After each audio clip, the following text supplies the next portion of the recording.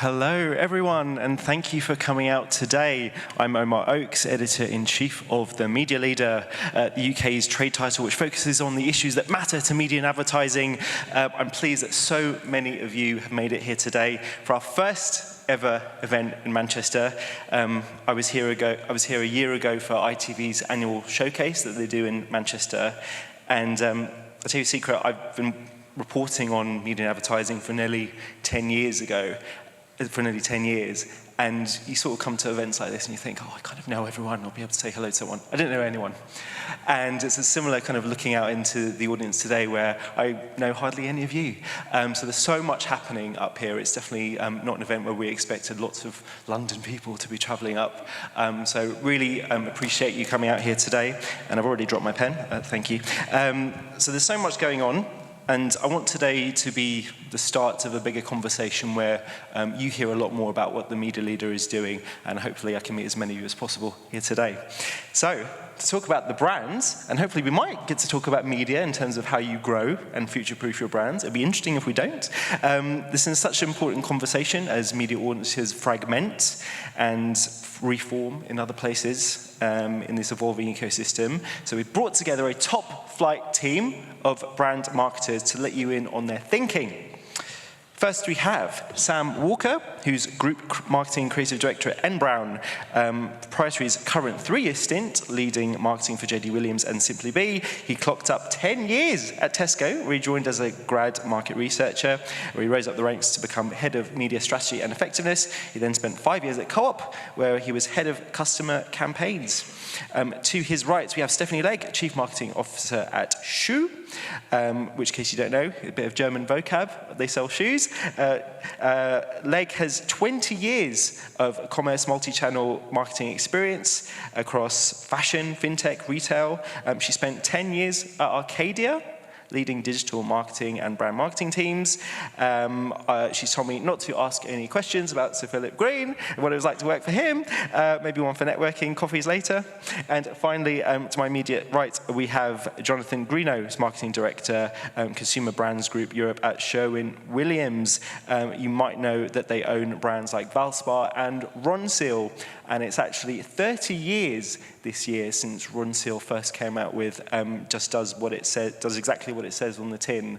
The question for the audience, does anyone know the ad agency that created that? Shout if you know it. Interesting. The ad agency doesn't exist. Hal Henry, HHCL, one of the most amazing brand campaigns, Ronseal. So Jonathan has vast retail experience, having spent 5 years at Sainsbury's, where he joined as a marketing grad. He also did a stint at Arcadia. Did you know each other there? No. Big organisation. Won't ask you about Philip Green either. And for the last 3 years, he's been marketing director for the consumer brands groups in Europe at Sherwin-Williams. So that's their resumes. You know that they've got the credentials. I'm going to grill them on emerging trends on how you build strong, memorable brands that meet both commercial and marketing objectives. So I guess the first question is, what is the most important lever you have at your disposal to grow your brand, and how do you make it more effective? Sam, what's the most important lever? I think from my perspective, it's going back to the customer. So I started out as a market research grad. That's absolutely been my start point in marketing all the way through. And I think being able to really get under the skin of your customer, not just a simple pen portrait, not just a simple demographic view, but really understanding who that customer is, what drives them, and then how you can build the right proposition, the right media strategy, the right communication platform to engage them. And I think what's really important is being able to go below that high-level view into the real detail. So I'll give an example from our JD Williams brand. We've got a target customer who's female, 45 to 65, into fashion, but actually you've got to go 2 or 3 levels below that and below some of the stats to understand there's 3 or 4 life stages in that group.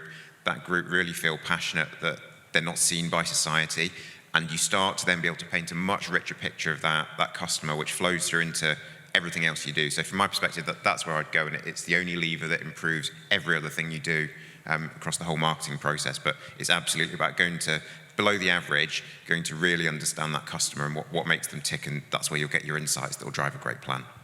Is that getting more harder? I've just been, I mentioned media fragmentation, some audiences becoming harder to reach. I mean, how do you make that trying to get to the consumer more effective, that lever? I think it's harder to understand every touch point a customer has with a brand because there's more of them and they experience them differently. So what I think gets even more important is using lots of different sources to bring that customer to life. So I'll give you an example. We would look at lots of core e-com web stats, we'd understand customer journeys, you'd understand UX, but actually we uncovered a huge amount by doing some accompanied online shops with customers and actually understanding the emotional connection to what they were experiencing. So I think it is getting harder because there's more touch points, there's more opportunities for them to interact with your brand, but if you go back to the principle of there's no one source you can use that will tell you the truth, actually you've got to take multiple views of that customer, unpick what drives them, and then look at how your brand can create value for them. That's what will then lead you to a much better plan and drive a much better performance from every other part of the marketing process. Okay. Stephanie, what about you? I mean, retail is still very important, selling shoes. I mean, interesting, in your career, you've been doing fashion for a while. You've been there from the outset of the digital revolution. So are you going to talk about the most important levers being more digital, or is high street still really important relative to what you do? Morning, everyone. I think if we talk about levers specifically in brands, and I'm going to really focus on Schuh here, but with a lens of fashion and I guess in my career what's worked and what hasn't, purpose is the most important thing that we have. And if I break that down, it's not enough just to be selling shoes anymore, because there are many other retailers, pure play, digital, omni-channel, on the high street that are selling footwear. And for this core demographic that Schuh hyper-focuses on, which is 16 to 24, we can't just be there selling shoes. We need to connect on a deeper level, and purpose is what we have to do that. So we pride ourselves on being the most inclusive footwear retailer in the UK, and by inclusivity, we talk about representing many different communities, whether that be neurodiversity, disability, the LGBTQ plus community, to ensure that we feel like a safe space for that wide and critical mass audience of 16-24, the generation next for this industry, that we are able to serve them in the best way we can. I think how we can make purpose more effective, from a media perspective, it's how we bring purpose to the forefront of what we're doing. So I think we haven't done ourselves a huge amount of favours so far at Schuh in terms of bringing purpose to out of home, to upper funnel, to being genuinely authentic with how we connect purpose and our brand itself. So we've got a lot of work to do there still. But and why is that? Why could you do better? I think it's about looking at out of home, upper funnel, brand awareness from a creative perspective in a different way. And I just don't think we've had maybe the skill set in the business or the partners to be able to do it, but I think we really do have now. We've gone on quite a journey this year in terms of understanding consumers, understanding how we as a brand can culturally connect with that audience, and they want more from us. So we have to give them. Is that getting hard? I mean, the purpose word it always throws up a really interesting conversation, because I think if you talk to most marketers, I think purpose is really important, not just for brand marketing, but actually internally, so everyone in the organization knows what the brand stands for, what we're all pulling together towards. But even still, I tend to think when you talk to them about advertising and marketing, there's a lot of kind of wanting to be safe and not wanting to be too purposeful. I mean, particularly when the demographic that you're trying to reach on newer digital media channels, I mean, how do you do that effectively and authentically? Authentically is key here. I think for us, being steadfast in our vision, I'm not going to name names specifically, but there are certain media titles that we won't work with anymore because they don't align to our purpose values as a business. I think you don't need to name names, but just but why wouldn't they? Why wouldn't they align with your? Because they don't represent the communities that we believe strongly need a voice, and for the future survival of this business, we need to make sure that we are uplifting and supporting those communities. Interesting, very interesting. Jonathan, same question for you. What lever is most important? How do you make it more effective? I think the big change we've done recently is we've gone from using digital to target people that we think need paint. So people that are moving home, people that are maybe having a baby, that sort of thing, to passion points. And I was never a really strong believer in passion points, but Dentsu have done a really nice job of taking me on that journey. I didn't think it was a great idea to have, I don't know, a great cooking influencer talking about paint, but actually they're the people listen to, people they trust. And I think shifting a lot of our spend into those types of people that are capturing those moments in time for people when they're on the phone, whatever they're doing, whatever they're kind of consuming is becoming really important to us. It's a lot easier to get your key messages out. I mean, for us, it's the only two things that matter really are colour and quality. And I think just shifting our money to people that people respect, talking about those things is way better than just throwing those messages at people. So we're leaning on that quite a lot at the moment. Digital targeting, that can obviously get quite expensive, can't it? Depending on how granular you want to get with your targeting. I mean, broadly, you don't need to give away trade secrets, but how do you manage that? What's your strategy? Well, I think we throw a lot of money at targeting because paint's a low interest category. I think if you've got a new home or you're looking to refresh your home, you can feel like paint can be overwhelmingly interesting, but it's only for a short period of time. So so slightly contradict myself here. Finding people that are in that market and talking to them about their passions is really important. And I think making sure that we're just doing a really efficient job of sending the right people through the funnel, it's really trackable, it's really easy. So whilst it can be expensive, it can also be incredibly efficient. Because people are very honed into that purchase. Okay. So I guess this is the future of media. What advice would you have for maybe marketers in the audience on how best to future-proof your brand?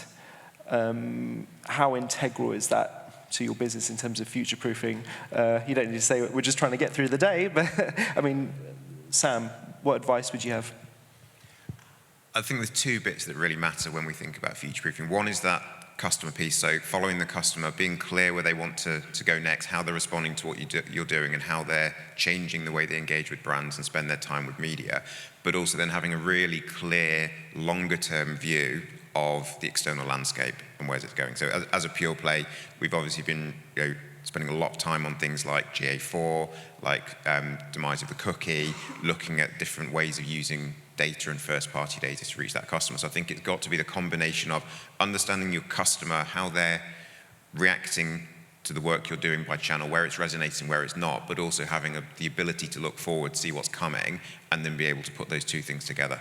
I think that's really powerful when you can do it. How do you see the marketer role changing going forward in order to better future-proof a brand?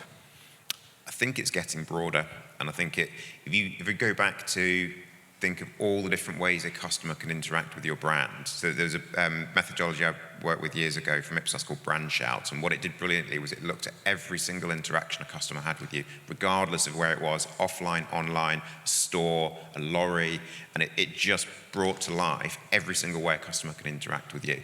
And I think what that makes clear is when you follow that to its conclusion and you follow every single one of those customer journeys, the marketer now can't be only obsessed with getting the right product, having the right experience, giving the right service, and championing those things within a business, as well as doing the media, the creative, the planning piece. Actually, there's got to be an ability to understand, from a technical perspective, what's going on. If you're a pure player in omnichannel, how's the site set up for customers? How are you understanding UX? How are you using SEO to help customers find their way to the site? So I think the future-proofing bit from a marketer's perspective is you have to be able to have that full breadth to be effective and be the champion of your customer within the business.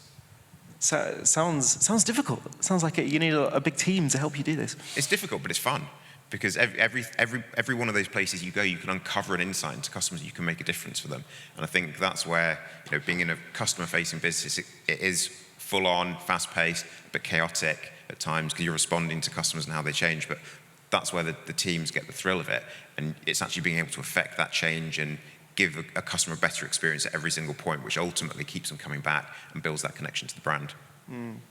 Stephanie, same question for you. So how do you future-proof your brands? How might your role or marketers more generally need to change? And I'm particularly interested as a shoe retailer, you're dependent a lot on the brands that you sell as well. It's not just about the shoe brand, right? Yeah, exactly right. Yeah, we are in the main part, multi-brand retailer. So 10% of our sales come from our own brand, Schuh, an MCO label, and then 90% are coming from brands. We are at the mercy sometimes of those brands, but we're a 42-year-old business, so we're very established in the footwear industry. I think in response to your first question, how do you future-proof this business, this brand? It's about finding a niche. We, as a brand business, will go left when others go right, and finding that white space, that sweet spot that others aren't playing in is critical for the relationships that we have with brands. Why is, Nike going to sell to us versus JD or, any other multi-retailer out there? Because we are serving a customer in a different way. We do hyper-focus on that Gen Z, slightly more feminine female bias, and that gives us the edge competitively. So, yeah, leaning into a nuanced area, providing there is scale, of course, which there absolutely is in the UK. So, response to your second question. If you could wave a magic wand, how would you make your role even more effective to future-proof your brand? I guess I echo that. We talked about this backstage, but echo Sam in as much as I guess how I've got to where I have career-wise. It's always been on consumer insight.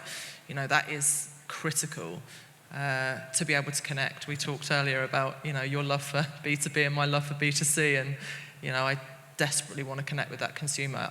People are fascinating to me, and albeit we need to scale that up when you've got millions of people that you're selling shoes to, but really understanding the psyche, how consumers work, especially, there's still a lot to be learned about Gen A, Gen Z. I think from a media perspective, we're still absolutely learning, and we at Schuh are not afraid to test and learn. We've explored to great success the gaming space, and we will continue to do so. But I think it has to all start with truly understanding your customer. We did a great piece of work with an agency called Nerds earlier on this year, and it has underpinned, informed, transformed how we will go to market from November onwards. So, yeah, insight. Yeah. Jonathan, she's talked about bringing an agency to help kind of map out the future. Do you use an agency, or internally do you do that work? How do you future-proof your businesses going forward? Yeah, the agency thing's really interesting. We rely on agencies a lot. We're proudly quite a lean team. We're a business that lets people work on what they're good at. And I think advert for Dentsu, what Dentsu are really good at is bringing us on the journey of innovation. And that's really important to us. In a really mature market where there's not a lot new in paint, you can do some really nice branding stuff or whatever it might be, but paint isn't ready for online yet. If you buy your paint online, you're probably an outlier. But it's about being ready for that. But what Dentsu do is take us on the journey, and they have the great bunch of thinkers that take us to places that we wouldn't obviously go for our core consumer. I feel like a really old man now, but I went all the way from TikTok over my dead body to reluctantly give it a go if you have to, but don't spend too much money, and I don't want to see it, to that's amazing. It's working really well, really effective. And I think my core point really is just to listen to other people, because paint people are boring, agency people are interesting, they know what's going on, and just have some faith and take some risks. But you need the right partner to do that. So are you telling us that Ron Sewer's big on TikTok? Valspar's big on TikTok. Valspar. Yeah. It's a great place for colour, great place for inspiration. Just need those 18-year-olds to buy more paint. It's define effective. You need to move out of mum and dad's home first. But it's working really well on us. It's that kind of. I bumped into a friend that does a lot with Snapchat, and he's like, "Why don't you Snapchat?" I'm like, don't get me started. Sticking with TikTok is my kind of like pushing it out there at the moment. But who knows? Invite all panelists on the stage to name their best and worst media channels. No, not really. Okay, well, you raised an interesting point just now about your work with Dentsu. I want to ask just a final question about, obviously, you use different agencies to do different things. Agency models are changing all the time. How do you think the model needs to, does it serve everything that you're trying to do as a marketer in the business with everything you've just talked about with growing the brand, future-proofing, or does it need to change further? How would they help you out? I don't know, you kind of answered the question, but maybe you start, Jonathan, just finish that off. I guess I've covered it really, but I think just, I mean, it helps me sleep at night that I have a whole bunch of people that are kind of an extension to my business and what we need to do. And that works really well for me. We were talking just at the back there about kind of integrated agencies versus kind of the kind of more fragmented model. Integrated works really well for me. Like I say, lean team, a lot of people that are really invested in what we do. And again, sorry, they're not paying me, but hopefully I'll get a massive reduction in this month's bill. The Dentsu model is working really well at the moment because we can genuinely pull from all types of experts at any time. And that happens very, very quickly. If I didn't have that, we wouldn't move at the pace we do. So it's really important. Stephanie? I'm hoping for a rate reduction as well this month. I'm going to be plugging PhD in as much as I don't think, I mean, they've evolved over the years working with Schuh anyway. There's not a one-size-fits-all model. So it's not for me to say that agency models need to change. My agency models work at the moment because yes, I've got PhD who manage all media, but they are so fully vested into creative, into insight, that they work, like Jonathan said, they're an extension of our brand for sure, but they really care about every single aspect of the funnel. And I think that's, critical in any relationship, but it's evolving. I can't say that the relationship won't be the same in 2 years' time in terms of what we need, but PhD bring a level of specialism. I mentioned gaming, they are experts in that field.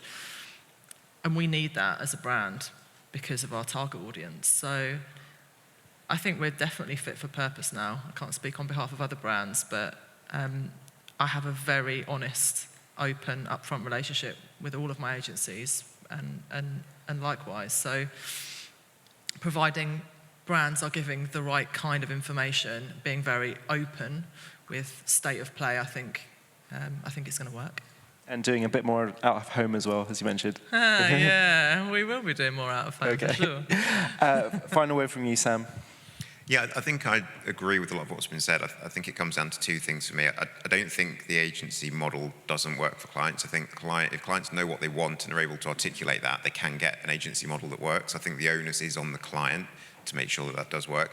I think the other key part to it that we've found certainly is flexibility. So we work with 7 Stars, who've been great in the last 3 years, but we've changed the model with them and added services twice in that time. So being able to respond to, back to the future-proofing point, if you're following the customer in the external environment, you do need to be able to bring in different specialisms, whether that's first-party data activation, whether that's specific channels or partnerships. As long as you've got that flexibility there and you've been able to be clear how you need that support to work with your team, then I do think the model works. I do think you can get a great result out of it. That's all the time we have. Thank you so much. They all gave you very kind of different perspectives. Sam talking about the importance of customer as the most important lever.